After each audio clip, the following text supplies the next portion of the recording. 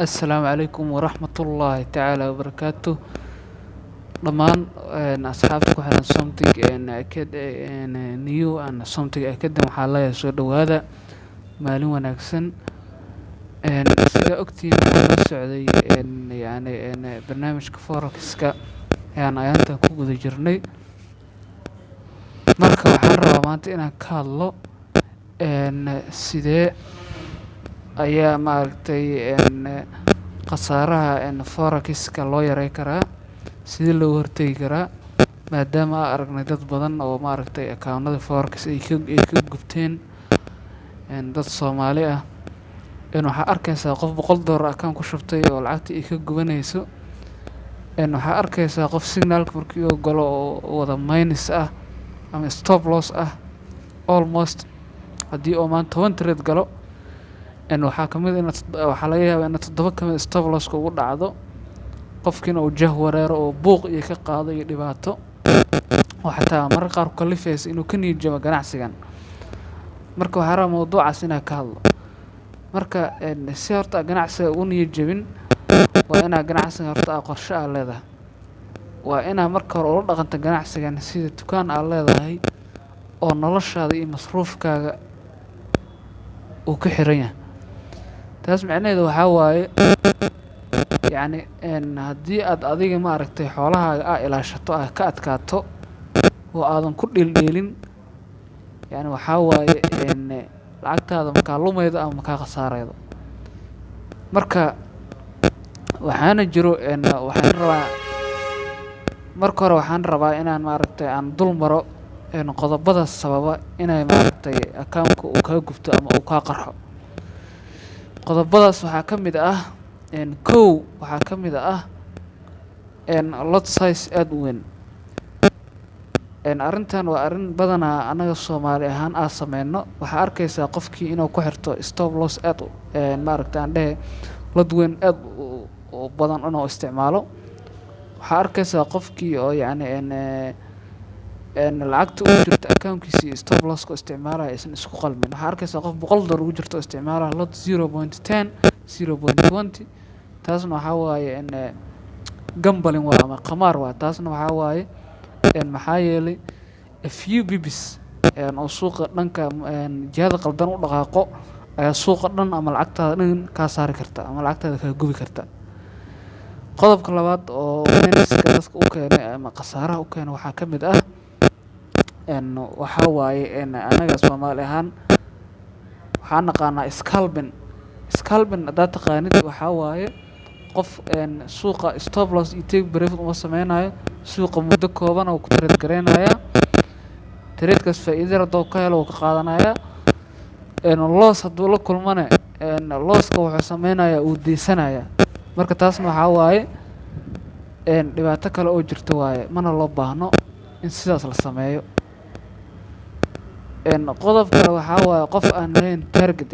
Qofkan waxaa la rabaa inay u qorsheysan tahay maalinta intaa qabanayso waa inaad taqaanid inay ku xisaabsan tahay suuqan maantay aniga miyaa haddaa suuxii soo kaco maanta waxaa i qorsheysan inaan suuqan kala tago lacag $20 $30 $40 maalintii.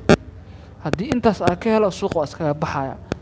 haddii intaas aa ka waayana suuqa ilaa $40 ama aan ka helo miskaaga baxaya. suuqan waa ka raadinaya, waa dadaalaya, taradii kalaan galaya, ma ka haraya ilaa targetkii aa xaqiijiyo. arrintaasna waa qodob ayadana muhiim oo loo baahan yahay. Marka waxaa ugu muhiimsan adiga stop loss la'aanta. sidoo kale waxaa ka mid ah qodob kale muhiimka waxaa waaye qofka aan dulqaad lahayn. walaal ganacsigan wuxuu kaa rabaa dulqaad inaad u sameyso, waa inaad diisid ayuu kaa rabaa. suuqa wuxuu sameynayaa wuu dhaqaaqaya, markuu cabaar dhaqaaqo wax yar retracement ayuu sameynaya ama correction waxa la dhaho isaxaya. suuqa wuu nasanaya, cabaar wuu nasanaya, kadibna haddana wuu dhaqaajinaya, haddana wuu nasanaya, wuu dhaqaajinaya. marka suuqa waxaa laga rabaa inaad la socotid, aad la qabsatid adiga aa waqti aad siid. lama rabo inaad fududaato waa suuqa maaragtay aad haddii aad aragto suuqa cabaar inuu kula dhaqaaqo wadana xoogaa oo soo laabanaya is dhahdo, lama rabo inaad is dhahdo suuqa uu soo laabanaya bis waa iskaga bax. taas maxaa yeelay waxay sababaysaa small profit more loss ay sababaysaa. faa'iido badan faa'iido yar iyo khasaaro maaragtay. Marka waxaa la rabaa inuu profitkaaga bato. Trade-kan haddii uu ku tooso waxaa laga rabaa inaad suuqa aadan ka harin, aad isticmaasho istiraatiijiya la dhahayo. Istiraatiijiyada waxaa la dhahaa suuqa inaad si daba kacdo. Ereyga waa iga maqayaa af Ingiriis lagu dhaho. Suuqa inaad la socotaa laga rabaa oo stop loss-ka entry aad keensato kadibna suuqa aadan ka harin. Aniga mararka qaar waxaa sameeyaa trade aan furo aan 2 week ku jiraa. Intaas waxaa sameynaya suuqa waa daba socdaa. Marka anoo la diyaar isticmaalo 0.10 ku gala ayaa waxaa qabanaya weekgaas $150 $200 aan waxaa ku qabanaya lad 0.10.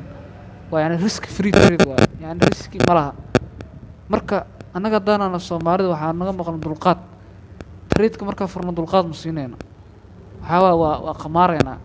waxaan rabnaa inaan ciyaw faa'iido ah helno. waxaan rabnaa inaan ciyaw taajirno. hal maalin aan rabnaa inaan ku taajirno.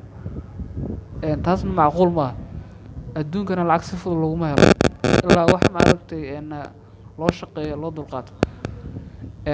qodob kale oo khasaaraha dadka Soomaalida u keena waxaa ka mid ah istiraatiijiyad ay ku shaqaystaan ma laha ama software robot isticmaalaan oo dhibaato u keenayo oo maaragtay khasaaranaya. istiraatiijiyada qofka aan ku shaqaysto ma laha. haddii istiraatiijiyad aan lahayn suuqan faa'iido ma ka sameynaysid oo aad buy ama sell iska taabanayso. taas waxaa waa weligaa faa'iido fiican ma ka sameynayso suuqa. in the long run maaragtay suuqan waa ka baxaysaa, waa ka dhamaanaysaa, lacagtana kaga gubanaysaa. another qodob kale oo meeniska ama khasaaraha keena ama Soomaalida account-nadooda forex ka guba waxaa ka mid ah over trading waxaa la dhahay. qofka wuxuu halkii maalin wuxuu galayaa 15 trade 20 trade 30 trade. taasna yani absolutely waa qalad, waa ma fiicno. maalintii waxaa laga rabaa inaad 1 trade 2 trade aad gasho oo sax ah. khasaaraha weeraanaya. insha Allah tacaala video halkaan ku eegi.